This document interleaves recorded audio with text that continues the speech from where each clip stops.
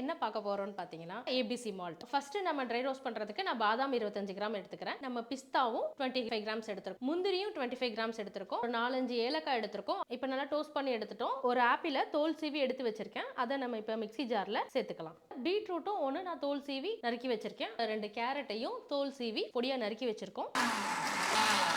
நம்ம apple, beetroot, carrot இது மூணையும் இப்படி நம்ம அரைச்சி எடுத்துக்கணும். இதை வந்து நம்ம லோ ஃப்ளேமில் வச்சு அடிப்பிடிக்காம கிண்டிக்கிட்டே இருக்கணும். இப்போ நல்லா ட்ரை ஆயிடுச்சு. இந்த ஸ்டேஜில் பார்த்தீங்கன்னா நம்ம நாட்டு சக்கரை ஆட் பண்ணணும். அரைச்ச விழுது என்ன வெயிட் இருக்கோ அதோட ஈக்குவல் குவான்டிட்டி தான் நான் நாட்டு சக்கரை ஆட் பண்ண போகிறேன். ஸோ இது வந்து நல்ல ஒரு அல்வா பதம் அப்படிங்கிறத தாண்டி ஒரு ஸ்டேஜில் வரும். கரண்டியை வந்து நம்ம இப்படி பண்ணும்போது இது ரெண்டும் ஒன்னோட ஒன்று ஒட்டக்கூடாது. இப்போ நம்ம ட்ரை பண்ணியிருக்க நட்ஸையும் அரைச்சி எடுத்துக்கலாம். ஸோ அந்த ஸ்டேஜில் நம்ம என்ன பண்ணணும் அப்படின்னா நம்ம அரைச்ச நட்ஸை இப்போ இதோட நம்ம ஆட் பண்ணிக்கணும். ஸோ இப்போ பார்த்தீங்கன்னா சட்டிலே ஒட்டாம இந்த மாதிரி திரண்டு இந்த பதம் வரும். இந்த பதம் வரும்போது என்ன பண்ணணும், நம்ம இறக்கிட்டு ஃபேன்ல வச்சுட்டு நம்ம இந்த மாதிரி தேய்ச்சி விட்டுட்டே இருந்தோம்னா நல்லாவே ஆறிடும்.